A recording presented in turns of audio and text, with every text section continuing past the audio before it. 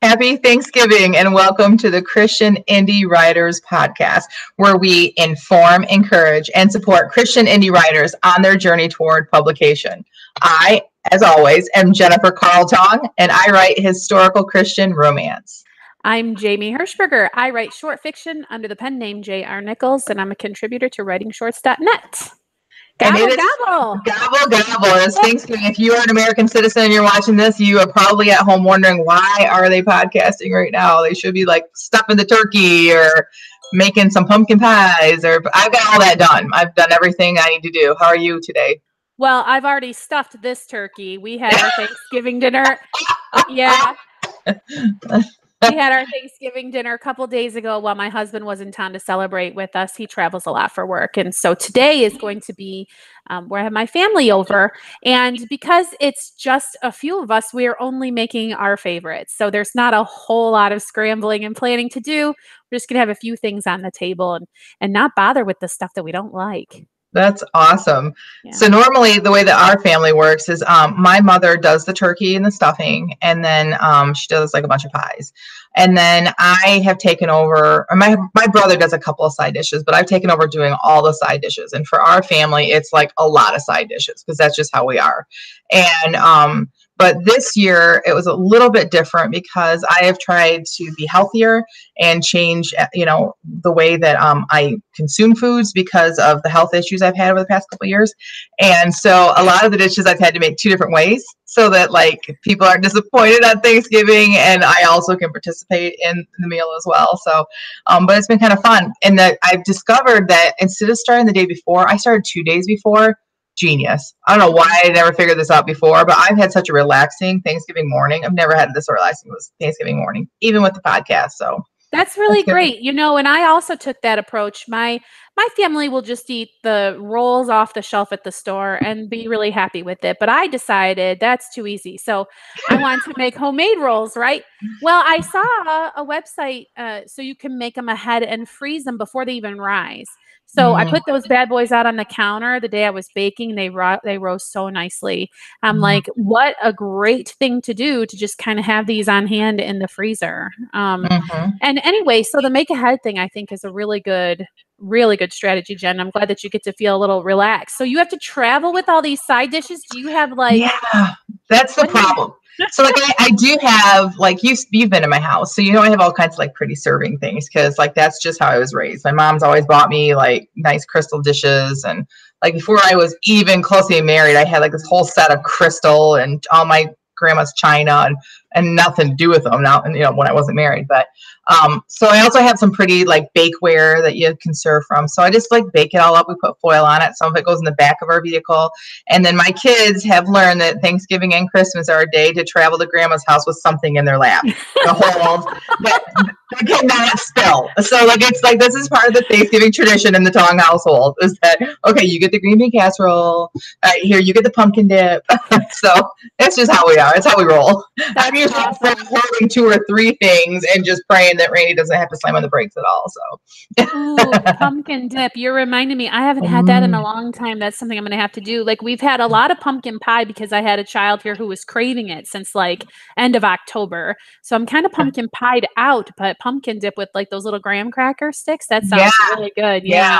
I make mine where you cream together cream cheese with powdered sugar.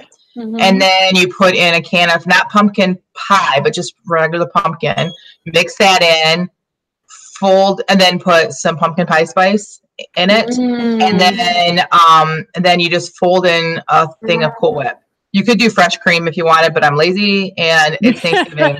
Like generally we're not concerned about like health on Thanksgiving. So I just fold in and so you get a whole lot of this like fluffy pumpkin dip, and we use graham cracker sticks and vanilla wafers, but ginger snaps. If you've ever had it with ginger snaps, that's the best way. But I'm the only one that likes it, so I don't buy the ginger snap. And I'm not eating it this year, so. Yeah, and the ginger snaps, it's very specific. You like them or you don't. And then if you can't eat the whole box yourself, they go stale. Yeah, exactly. Well, believe it or not, today's topic is not what we are going to eat for Thanksgiving today. So clearly that's what's on mine and Jamie's mind. If you are tuning in with us at any point, you're probably thinking, where in the world are those other 2 crazy ladies? But Tina is at her daughter's house for the holiday today, and Rhonda had things going on as well. But Jamie and I, we had promised that we were going to be live every Thursday in November for NaNoWriMo, and Jamie and I are here for you. We did not forget you. We are here. So as you're stirring up the squash and as you're making the gravy, you could be listening to us chatter on about NaNoWriMo and how it's going this week. So yes, because unless you have really worked hard to get yourself ahead of schedule, we are getting towards the finish line. There's 8 days left to get to 50,000 words, which is the size of a short novel. So if you're writing today, hopefully we can help you be encouraged to get those daily words in and maybe get caught up if you're falling a little behind. Right. So some of you might have like written ahead so that you could take today off. Or you could be someone like me who's fell a little bit behind, and you will be writing on Thanksgiving between courses while my husband is watching the Lions game. I will be somewhere in a corner typing. I'll be in the kitchen still, but when they're like in their, food coma after pie, which I won't be. I made myself a sugar-free pie, but anyway, I will be typing somewhere in the house today because I have got to get my words in. But if you're like Jamie and you have not only worked ahead, but what have you done, Jamie? I won NaNoWriMo. Yay! Yay! I was able to claim my official win on the 20th, although I wrapped up on the 15th. So I wrote 50,000 words in 15 days. That's amazing. I am so, so proud of you. That's awesome. Yeah, it's a really big accomplishment. I've never finished Nano early, and well, maybe I have a couple of days or something like that, but the story is not done, and I know I'm going to have to do more work on it. So I mean, and usually I'm stretching it to get to 50,000. Like I'm going back and saying, well, what extra fluff can I stuff in here to make the story long enough? So it's been really an interesting and different experience. Right. So it really does. Story does matter. Right. Yeah. So I'm always the one if you've ever tuned in, you know that my mantra is characters might matter. Your characters have to be good to begin with, or nobody cares about your story, but your story matters too. See, this story that you're writing is clearly a story that warrants more than 50,000 words. And sure. So, yeah. So anyway, I'm encouraged that I have a win, and now I'm here to encourage all the rest of you to keep going. I'm still writing every day. So when the other ladies need to write, I'm checking in for word sprints and getting in at least my daily 500. I'm taking a break from the Nano project just because I feel I need one, but I am writing every day still. Right. How are you doing, Jen? So, what? I was going to say, I just really want to point out that has been very helpful to me. And it's so good to have a writing group and having friends in your writing group, because I am behind, which is Jamie was getting to. I am about 3,000 words behind because I had a couple of days I just could not, like things just in my life happened and I couldn't. And then by the time I could sit down, I was exhausted. I am not a night owl. I am a morning bird, an early bird. And so when the night would roll around, I just didn't have it. There was one night though that we did sprint. It was, I don't know if it was all four of us, but it was at least you and me and Rhonda. And at one point, Jamie had to yell my name out to wake me up. Like we were doing that. So we were doing it on a Hangouts. I fell asleep in the middle of a writing sprint. And I didn't realize I did. I think I closed my eyes just long enough to think about something. So like when we're writing, you're either like this, like looking off to the side thinking and just quiet, and you're not typing and you're working something out, or sometimes you'll be like this, like looking up. And it was one of those, because then you were like open too. Yeah, wake up. That's so awesome. And I have to say, like, in the true spirit of true sprinting, the other ladies didn't say a word. They kind of like had a startled moment and then went right back to writing, that shows the commitment they had to sprints or for writing, Right. And that was like our third sprint. And so the first one I did good. I did around 700, which is about average for me. I usually do in the 700s. And then the second sprint was like 500. And I was like, And then that sprint that I fell asleep, I think I got 212 words. Would you share what one of your characters said in one of the things that you wrote during the sprint? When the character spoke to me, the writer? Yes. Grant, the male character, the love interest in my story, turned to me, the writer, and said, "This is crap. It's utter crap. No, garbage. This is garbage. It's utter garbage." And that's when I stopped. Oh man, that's so funny. I was reading around on some of the Facebook groups of NaNoWriMo, and you know, sometimes you just write something, you know, you don't want to stop to look up whatever. So you write some strange. She grabbed the random thingamabob or whatever word that you could just throw in there. And then like one time I had a sentence where she reached out with her right hand and grabbed it, reaching out with her right hand. I mean, you know, just it's nano. Ridiculous. Yes.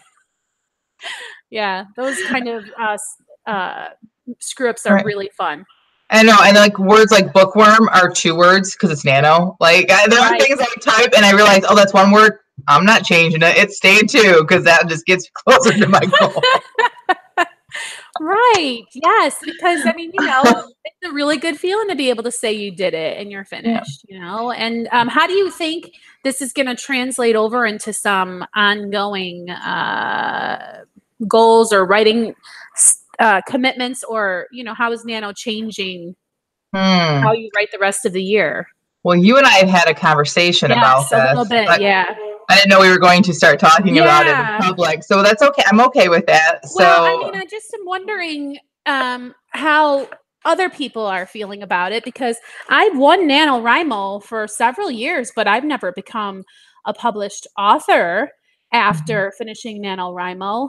And it's kind of funny because the rest of the world may not understand why you would do this. So since I think 2008, I think I've been writing 50,000 words in November. So how has that never translated into some kind of a writing career?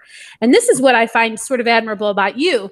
You were like, oh, I'm going to use NaNoWriMo as the launch of me really being serious about becoming published. And so you're only a couple of years into it and really sort of thinking about how it can assist you to become a writer. Right. So how do you make the transition, as I guess, for everybody who might be new at NaNoWriMo, who wants to continue this momentum? Right. So that's a great question that Jamie and I have kind of been throwing back and forth because I have only been doing this for a few years. This is my 3rd Nano. My first Nano, I discovered Nano about 2 weeks before November. And so I'm like, oh, I was already writing a novel. But I knew the rules were it had to be supposed to be a new project. Now I know that like the rules are not really rules, but so I knew I wanted to write Esther's story, which is the older sister. So I kind of quickly decided what I was going to be doing in the story, and I started writing it. And then that's when they discovered, like within 2 weeks of Nano, they found my cancer. So I did not win that year. The next year, but Esther got started throughout that process, and our writing group got started. Our writing group, yes, and you actually now it sounds okay, but frankly, you just sort of said, if this writing group is going to help me achieve my goal of becoming a published writer, I will keep coming. You know what I mean? Like, you were not about wasting time or making NaNoWriMo just a one-off. You were like, I am going to commit to becoming published, and that's very admirable. So I just wanted to throw that in there. So you had Esther, you got Esther sort of written. Sort of started, and then our writing group decided to do a short story activity that I did begrudgingly because I didn't want to waste your time. Yeah. I know, I didn't want to waste my time, but I didn't want to offend anybody in the group. I was brand new to the group. I'm talking about our group that came together after Nano, a group of Christian writers that found each other through Nano. So then that short story activity turned into my novella, Searching for Anna. So I am definitely a proponent of using short writing activities to further your career as well. And so that should probably be a whole nother topic someday in our podcast. But it was a Camp Nano that helped me go across the finish line with Anna. I got 30,000 words written in a Camp Nano. And then now we're here. So what is Camp Nano? Camp Nano is in April and in July. It is very similar to NaNoWriMo. It's basically the same thing, except for you get to create your own goal. And I knew that my novel wasn't going to be 50,000 words, so I set a much smaller goal, and I was able to reach it, which was very encouraging because that helped me to realize, okay, I can I can do Nano. I can actually win Nano because I won this and it wasn't that difficult for me to do. So here we are. Nano is in sight for me. I am writing book 4 of the series within 2 years. So this is what Jamie is saying, is that like my goal always was that if I'm doing this, this is going to be my career. This is what I want to be, a professional writer. And so Jamie is so talented, and she is such a prolific writer, like so much more than I could ever wish or hope to be.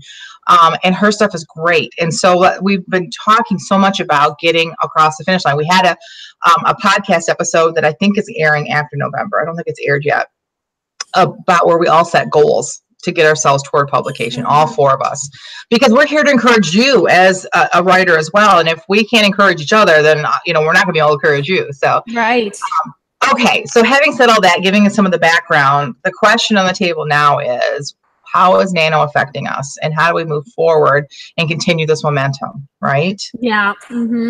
So I'd had this thought kind of rolling around in my head, and I really think it kind of came from a conversation Jamie and I had a long time ago, about Jamie had said, I think it was you, Jamie, that if somebody were to pay you money, like give you office space and say, here's your office for you to come write your novel, would we take them up on it? And then more recently, you kind of added to that like thing, but my thought was, I do so much better myself personally when you or one of the other girls are sitting on the computer with me, staring at me while I'm writing. Like, you make me write. Just last night, I reached my daily goal. I know I wouldn't have reached it yesterday if you hadn't been staring at me across the screen, because I just wasn't, I had so many other things pushing at me. I wanted to write, but the day before Thanksgiving and all the cooking that I do, everything was pushing against me, and I didn't want to, but it was a commitment because you were sitting there. So I was able to tell everybody else, I can't right now. I have these 2 hours, hour and a half, whatever we did, that I have to spend with Jamie. And I reached a 2,000 word goal that I had actually set for yesterday. And that was because we were together. So you and I talked. My idea was, what if we were to commit to office hours? What if we were to say every day, Monday through Friday, we have to be in a hangout at a certain time for a certain amount of hours or whatever, and we could structure however we want, but this would be our, we would have water cooler time just like you would in an office. We would have our time that we work, because here's my theory. If you have a job that you walk into the door and there's an office for you or a desk that you sit at, everybody around you has a common goal. They all work for the same company. You might have different jobs within that company, just like we as writers have different places we are in our career and different genres. We all have different jobs, but we have the same goal. You have time that you're around the water cooler, or you have lunch together, so you get to have the chat time, which I think is important for us as writers as well. But then there is an expectation that even though you walk through that door and you're going to be at the water cooler sometime, there's an expectation that you are going to work. There's an expectation that you're going to sit down at your desk, or you're going to do whatever your job is. People around you expect that you're going to work. And I feel like if we were to set up office hours where the 4 of us, or at least just the 2 of us, and the other 2 can decide, because I know their lives are crazy, as well. Yeah, they're not going to let us be alone ever again. I know. So, all right, the commitment is no. We are not doing anything. Jamie and I are discussing something that they may want to join in on. That's where we're leaving this. And this is honestly what we said, because you and I, we know that the way our schedules work, that we can commit to each other without putting pressure on the other 2. And then whenever they could pop in if they wanted to. But if we had this commitment that, let's say every day, 9:00 for 9 to 11, that we would be in the office, quote unquote, which would be a hangout or something like that, that there would be goals that we would set. We would have writing time that we would write. We would have time that we would could talk about our plots and discuss that. We would have chit chat time, because we have to have that, as well. And so I didn't think that Jamie was going to like the idea. And at first I did not like the idea, because I decided to focus on a writing career, because I didn't want to punch a clock, and I didn't want to have a boss, and I didn't want my life to be beholden to what Bed Bath & Beyond or whoever I would go and work for would say, well, you have to work because it's the busiest shopping day of the year, et cetera, et cetera. Like, I did not go and get a retail job when my husband and I started talking about what could I do to make money for that reason. I've been doing shift shopping because it's flexible and you work when you want. But the more I talk to Jennifer about it, and even as I'm talking again with her about this idea, you teach other people how to treat your writing career. And if I am treating it as a commitment that I am putting in these, like if I treat it like a job, if I treat it like it's a career, and, you know, then other people will also, who are around me, will start to honor that time. Just like they've honored the time that I'm spending on this podcast. They know that this is what's going on. I don't make exceptions or excuses, and I show up. I mean, you know, bearing the unfortunate things that happen in life sometimes. But so in an office job, you get sick days, you take vacations, whatever.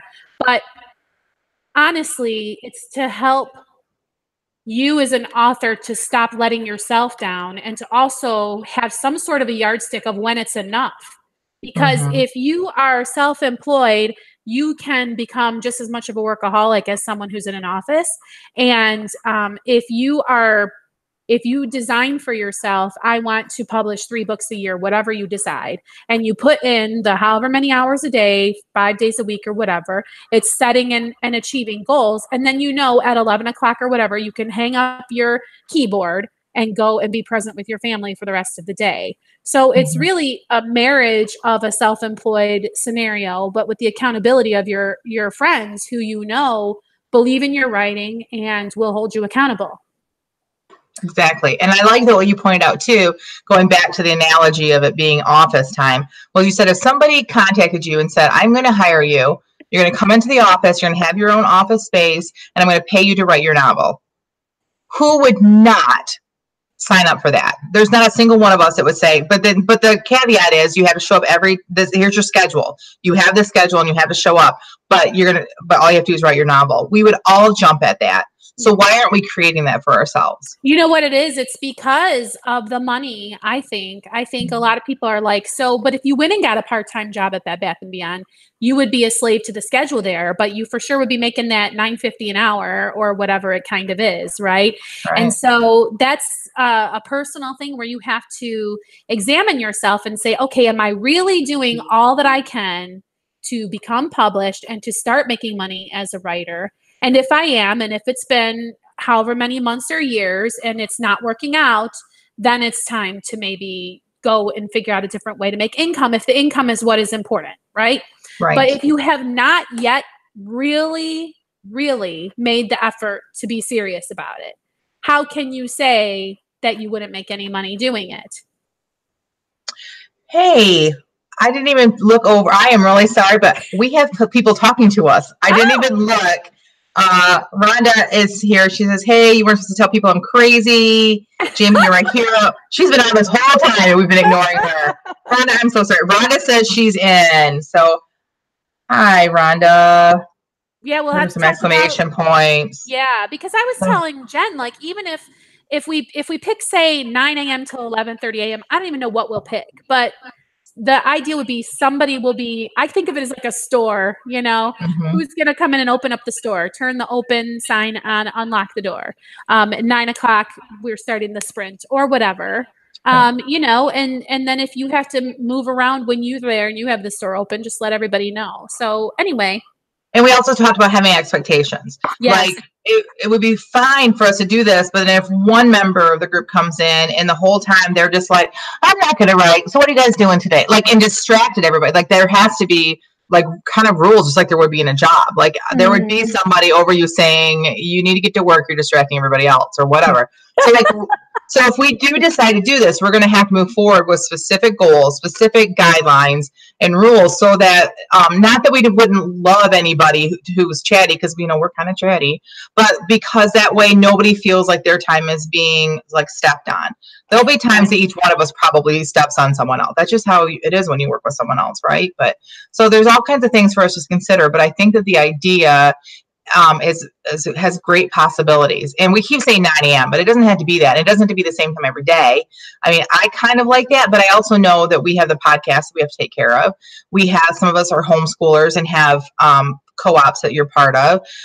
We have other obligations, like I have therapy, like physical therapy, and I have workout schedules and stuff. So it's things we'd have to sit down and figure out, but I think that the plan has some really good merit to it that I would just and like we us are to making explore. this like really super complicated, but the bottom line is Jen and I basically said, what if we could do word sprints every day? And so Basically. if you have like a writing group or just even a writing buddy and the two of you can like just do word sprints every day, then you don't have to make it as formal as kind of what we're talking about. But we just want to kind of let you guys know how we are hoping to transition this momentum into something that will actually get us published. Because I love my book, I love my characters, and the rest of the world deserves to be able to see them and read about them and not have them be sitting in the trunk with the characters that I loved 10 years ago.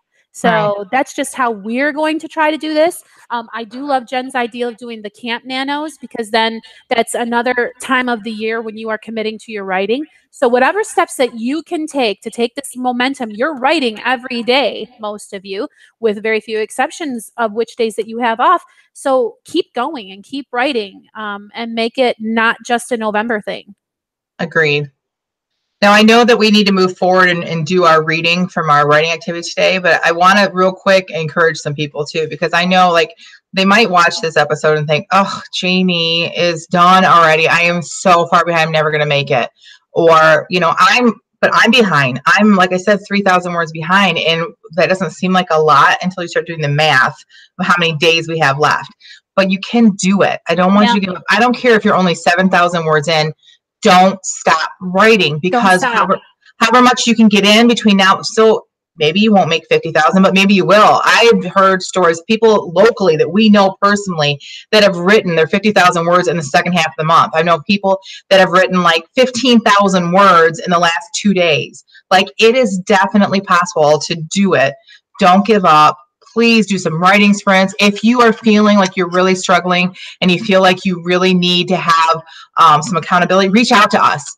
Like, go to social media. We're always on Twitter. Go to Twitter, go to even our Facebook page, message us, whatever. We want to help you get over the finish line. So please reach out to us if you need some extra accountability and help. Maybe we can even help you find a writing group in your area. One of my favorite quotes that I do not listen to often enough is comparison is the thief of joy. Stop looking at how many words I've written or how many words Jen has written, and think about how you have written. You have more words now than you had November 1st. What an accomplishment, and hooray for you. Remember, I've done this for 10 years. So maybe, comparing yourself as someone who is not 10 years into Nano with someone who is not fair. It's not fair to you. And it really isn't fair to me, because there's a lot of assumptions you may or may not make about that. So whatever. But the point is, comparison is the thief of joy. You do you and celebrate your achievements. Good job, wherever you're at right now. Agreed. All right. I'm laughing already.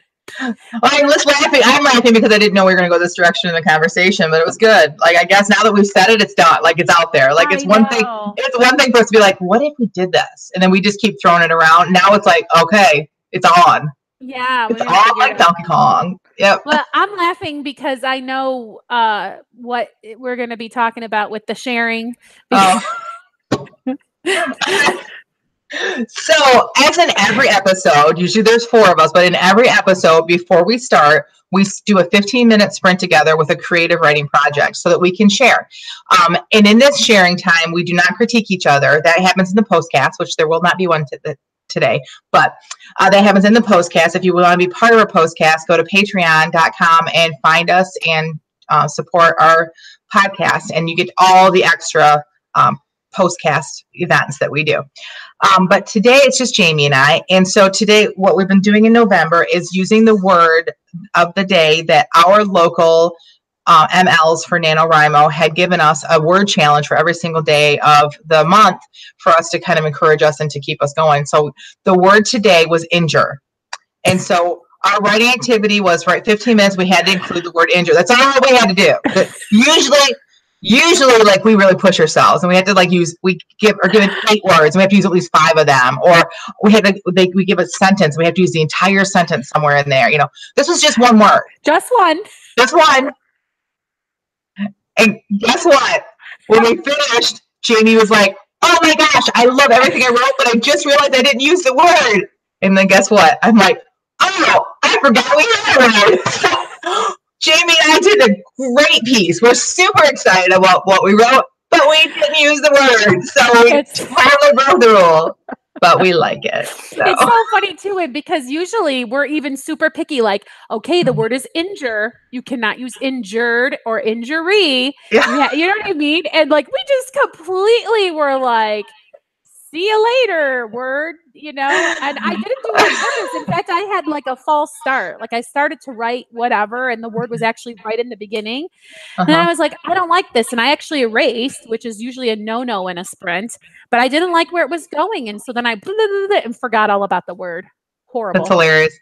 Yeah, because normally like we will just write something that's off the cuff, but this month, because we need to get our words in for Nano, we have been staying, all of our writing activities, we stay in our world. So hopefully it's something we can use. So I just opened up where I left off in my book and was going to use the word injure. And I could have made it fit if I would have even remembered that that's what I was supposed to do. So and it was only 15 minutes, so our memories are just Swiss cheese today. Like, how did we forget in 15 minutes that we had to write this word? Anyway. All right, so do you want to go first, or do you want me to go first? You go first. Me go first. Okay. All right. Brianna looked out across the field to where the great meeting hall stood. She knew everyone there was waiting for her. Corinna stood at her side, the wind blowing tendrils of her hair loose from its top knot. I guess things are going to be different around here from now on, she said. Brianna nodded. I guess you're right. Do you mind giving me a sort of inside scoop about what's going to go down? Brianna turned to face her. I don't think I know. I guess that's why I haven't gone in yet. No offense, miss, but I reckon this is something you should have considered long before now. Brianna shook her head. No offense taken. You're right, of course. But it just happened so fast. Brianna's voice trailed off. While it was true that the time between Roy's passing and the first arrivals to Shenandoah had seemed like a matter of hours to Brianna, in reality it had been almost 2 weeks. If she were honest with herself, she had to admit that figuring out how she was going to manage such a large undertaking as managing, love that, a community of doomsday survivors. To be fair, she was in a period of shock and mourning, but situations such as the one she found herself in required quick, decisive thinking. Nothing about Brianna had ever been quick or decisive. The two women stood in silence. Brianna tried to picture herself striding purposefully into the room and throwing the folder, which contained Shenandoah's foundational documents and a copy of each family's signed covenant document, onto the table. She tried to picture herself standing, hands on hips, and making the sort of declaration Roy would have made had he been addressing a table filled with the men who'd signed these agreements. But whenever she pictured the scene, her mind interjected Corinna or Madeline or Sylvia into the role of the lawyer, the law layer downer. Isn't that great, the law layer downer? I couldn't think of any other word. Did you put it all caps like I do? If I want you to do it. Just the word law. I guess I was just sort of in denial, Brianna said. Not just about this. She gestured with her arm to encompass the encampment. About everything. Since the start of the trouble, you know? Corinna nodded. The trouble has touched us all, she said. We none of us are the people we were before. Or maybe we are. Maybe now we are more ourselves than any one of us realized we were capable of becoming. It's like we all done had some of the polish rubbed off.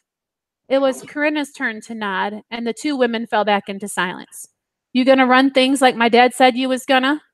Brianna turned to look to the east, where Roy and Nana's grave stood somewhere behind the tree line. She chuckled and shook her head, then took Corinna's left hand in her right one. Let's go find out. Hand in hand, the two women headed down the hill in the direction of the great meeting hall. So good.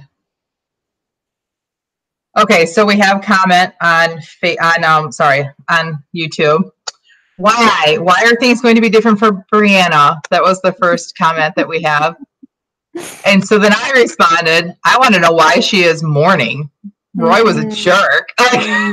So that's interesting to me that she is mourning, which I guess that might be human nature, even though he was a terrible, terrible husband. So And then Nana is dead. Yes. I did comment that actually. So Go ahead. Rhonda says she loves this. I agree. Oh, wonderful. Well, I appreciate that. And I if I were spending more time with it back in editing or whatever, Brianna probably would have a lot more introspective wrestling stuff because she does in this book. And you know, I think they're all mourning, even if they are not mourning deaths, they're mourning their old lives. They're mourning they used to be, you know. I mean, even the wandering Jews were like, why can we not go back and be slaves in Egypt? Because things are like different. And if you're a scaredy bunny and you aren't the kind of person to like forge ahead into a new reality, you're going to be like, gosh, I wish things could just go back to being as terrible as they used to be. Right. That's a great comparison. The Jews in the desert. That's great. Yeah, I agree. Yeah. As terrible as it was, they wanted to go back. Yeah. That is kind of human nature, though, isn't it? Because comfort is found in the familiar. Yeah. So often. My favorite line of the whole thing was some of the polish rubbed off. Yeah. So good. Like, yeah, I love that. Very good, Jamie. Awesome. Thanks. And we only had 15 minutes. No injure. I thought even at the end, as I realized what I had done, and I scrolled back up into where she's talking about we're all changed from this and everything. I'm like, maybe I could work in injure 3, 2, 1. Time's up. So when she saw Roy and Nana's graves where they lay dead because they were injured, I don't know. I got nothing. As you were reading, I was listening for a place you could have put it, and like, but then I got lost in the story. So me too. Rats. I mean, you know what? And I think that the people from NaNoWriMo would agree that if it gets you writing, then it's served its purpose. Whether it's a prompt that you end up failing at, failing. You wrote words today, right? That's 500 words I wouldn't have had in a scene that obviously I've been putting off writing. So there it is. Right. I agree. That's exactly what I was going to say too. So good job. Awesome. Let's see what you did here with injure. Okay. So I did great stuff with injure. Like so great. Like I used the word in ways that it has never been used before. Great. So I started writing a chapter that I'd already started. And in this part of the story, Sarah's getting ready to go home for Thanksgiving.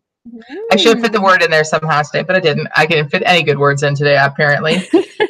And so she's in the car with her father. She thought her sister was picking her up as her father. And so she, in her mind, she's like, because she feels that she needs to leave the job she's at, which would require moving back in with her parents, which may not be okay with them. So this is a little bit into the chapter. So that's why I had to say that. Sarah slid into the front seat next to her father. She had told Grant that she knew nothing about cars, and that had been the truth. But as she settled herself into the front seat, that's a lot of front seat, of her father's Oldsmobile and looked around, things that she had never noticed before became apparent. There was a difference between this car and the various cars she had ridden in with Grant. Her father's car was efficient. His car was clean. His car was practical. In contrast, the vehicles owned by the Suttons were luxurious and extravagant. They were beautiful cars, and Sarah thought that most girls her age would give anything to take a ride with a handsome man in any one of those cars. The funny thing was, though, Sarah thought she preferred a car like her father's. Not just because it was familiar to her and belonged to her father. She just didn't feel comfortable in the sleek, shiny vehicles worth more than she could ever hope to earn in a lifetime. They rode in silence for a few miles, and Sarah wondered what her father was thinking. He was never a man short on words. Was he still angry with her? And if that were so, she would have a very difficult time convincing him to let her return home. Sarah pushed back the emotions that began to surface at the thought of leaving Sutton Hall and the boys she had grown to love. Leaving was her only option. That house is a mite bigger than I had imagined, her father said, finally breaking the silence. But I suppose you get used to it after a while. Not really, she said honestly. I've been there for weeks now, and I haven't seen even a third of the rooms. Her father shook his head. That's a lot of space for just a few people. You must have a huge bedroom, Sarah huffed. Not at all, but it's more than enough for me. They rode in silence a while longer. Sarah sought the words to begin her plea to her father, but came up short. Why was this so difficult for her? She remembered a time when she could talk to her father about anything, but that was before. They have a pipe organ, she said suddenly.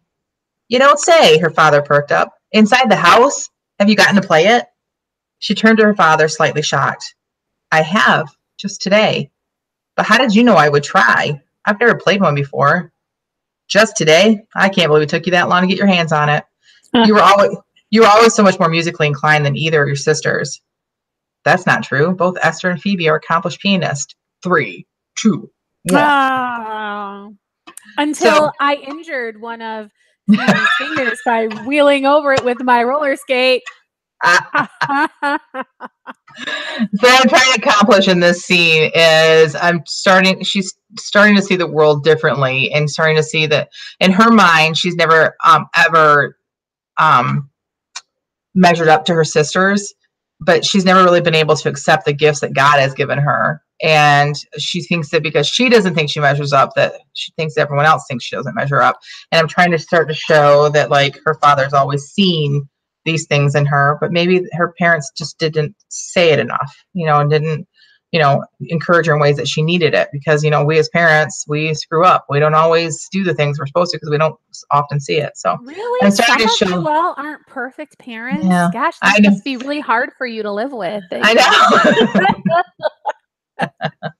Well, I think someone needs to tell Sarah that comparison is the thief of joy. I think that's a great idea. I should put that in my book can you somewhere. write me into your story? No, that would not work. Like, I do not fit in that time frame. Like, I'm not genteel. Maybe I could be a scullery maid. Well, I'm just thinking I could change Beatrice's name to Jamie. Oh, that's right. Yes. And I know that having a mean day. Yes. Like, when does that happen? Well, you did a great job, because I love Reverend Albright, and I was carried away in the story and not at all thinking about the word injure. And it was very telling how huge the house was and that she had a small room. Like, that's really, really interesting. Rhonda says, I love how you added more character description with the cars. That's the other thing I'm trying to accomplish, is starting to show that Sarah is not impressed. Like you'd think that she would be, but because the man that she's falling in love with is not impressed either. So they have to have something, right? Let's see. No, do not change Beatrice. Rhonda loves to hate Beatrice. If any of you have been paying attention or tuning in and listened to any of the things I've shared, Beatrice is like a bad person in the story. And whenever Rhonda mentions her, it's Beatrice. So no, we're not changing Beatrice. I don't think Beatrice could ever change. But Rhonda, just so you know, last night I wrote a really great scene with Beatrice. Wouldn't you love to read it? Yep. I think Rhonda's volunteering to be a beta reader right now. Wherever she is having her Thanksgiving, she's talking to her computer and saying, I will. And her family is probably looking at her like, what are you talking about? My family probably wouldn't care as long as they had food to put in their mouth. That's where we're at right now, right? It's Thanksgiving. All I can think of, as soon as I walk into my mom's house, I'm going to smell the turkey. Because I'm doing all the side dishes, and they smell good, whatever, but nothing smells like the turkey. Do you want to know? I have found out that 2 people close to me do not like the smell of a cooking turkey. That's nuts. Isn't that something? Mm-hmm. It was funny enough when the first person said it, and I was like, what a strange thing to have an aversion to. And then someone else said the same thing. I don't like it either. I wonder how many people out there don't like it. I guess, I loved Thanksgiving in my house. It was, I don't think my dad ever worked on a Thanksgiving, and he was someone who would work, to get the triple time or something, or if he did, he was home. But we always had dinner, and it always felt like a vacation-y kind of a day. Mm-hmm. And to me, that smell is like a part of it. So I don't guess I could separate the smell from like that feeling of the day. So maybe I wouldn't like it either if I just smelled it, I don't know, on July 14th or something. Just cooking at some random kitchen at a restaurant or whatever, Do you only have turkey when you're growing up? Did you only have it on Thanksgiving? What about Christmas? Yeah. No, we had ham at Christmas. Yeah. Oh, we have both at Christmas. And actually, I guess we're having both today because my brother's bringing in ham. So, which my girls are happy about. Yeah. One Thanksgiving, I had no turkey because, and in fact, I went to like 2 or more Thanksgiving celebrations, and it was all ham everywhere. It was so bizarre. I was like, And here's the thing though, I do not really miss turkey. Like I would happily eat chicken. There was one of those Facebook things, something has to go, and it showed all of the Thanksgiving traditional things. And I was like, I totally could just sub out that turkey for some chicken and I would be just as happy. Wow. No, I love turkey. You love it? Love really? it. White or dark But I like the dark. Yeah, I like the dark meat. That's what I like. But everyone's like, ew, no, that's what I like. And I love. We do it for Christmas and for Thanksgiving and for Easter. We'll have both a ham and a turkey on Easter as well. This is, if there's any vegetarians listening, you should tune out right now. Goodbye and happy Thanksgiving to you, because this is going to gross you out. So when you make a turkey and it's like, so I don't put it on a rack, so it's kind of sitting in whatever juices drain out of it. And then you go on the back of the turkey. There's like this one like silver dollar size piece that you can carve out from where the backbone and the shoulder are. Oh, that's like the very best piece of turkey. I know. And guess who gets to have it? Because Mom carves the turkey and puts it on the platter.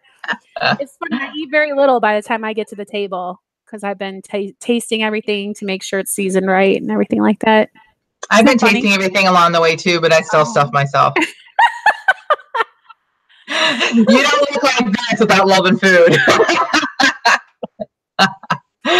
No, I have tasted a few things, like tested some things out, and I'm, but the turkey, I could just sit and eat turkey all day long. Like I love the side dishes, obviously, because I make a ton of them. But if I had to like only have one thing, it would be the turkey. I'd probably just have the turkey. Now, see, what I like is to make one of those bowls like KFC would make with everything. I'm such a combiner. I have a friend who doesn't want anything touching. I'm like, no, because to me, it's like the stuffing was made to eat with the turkey, and then all of it has to be covered in gravy, and then you need the cranberry sauce for like the little whatever. But I like a layered up bowl of leftovers, man. It's got I like a sandwich with like terribly unhealthy bread, like the white sauce stuff. Bread, yeah. And Miracle Whip, which I know is not good for you. I usually use mayonnaise, but for turkey sandwiches, Miracle Whip and the turkey and stuffing and the cranberries all in a sandwich. That makes me a happy girl. Cranberries from a can, or does someone make something? We buy them at BG's, or no, at Meijer. Meier's better. We buy with the chunky stuff, and I buy the can because my kids are weird, and my husband, they only want the sliced jelly stuff. Yeah. And then I made homemade for me that was healthier. So we had like 3 cranberry stuff this year, but that's okay because leftovers. I used to try to do a cranberry something, but again, it was only me that cared, and so I'm like, all right, can shaped red jelly it is. That's what people like. So hey, I know it's tradition. Ocean Spray. Yeah. Our next sponsor of the Christian Indie Podcast is Ocean Spray cranberry sauce. Right. Oh, this has been fun, Jamie. I really appreciate it. Really I really miss the other ladies. I know. And Rhonda was on here most of the time. She should have just stayed on with us anyway. Oh, wow. Yeah. All right. So thank you for joining us today on the Christian Indie Writers Podcast. Before my family comes rushing in here and interrupts some more. We need green bean casserole. Where's the stuffing? So happy Thanksgiving, everybody. Thank you so much for joining us. And so until next week, may your pen be prolific, may your deadlines be met, and may all of your words honor Christ. Amen. Bye now. Happy Thanksgiving. Happy Thanksgiving.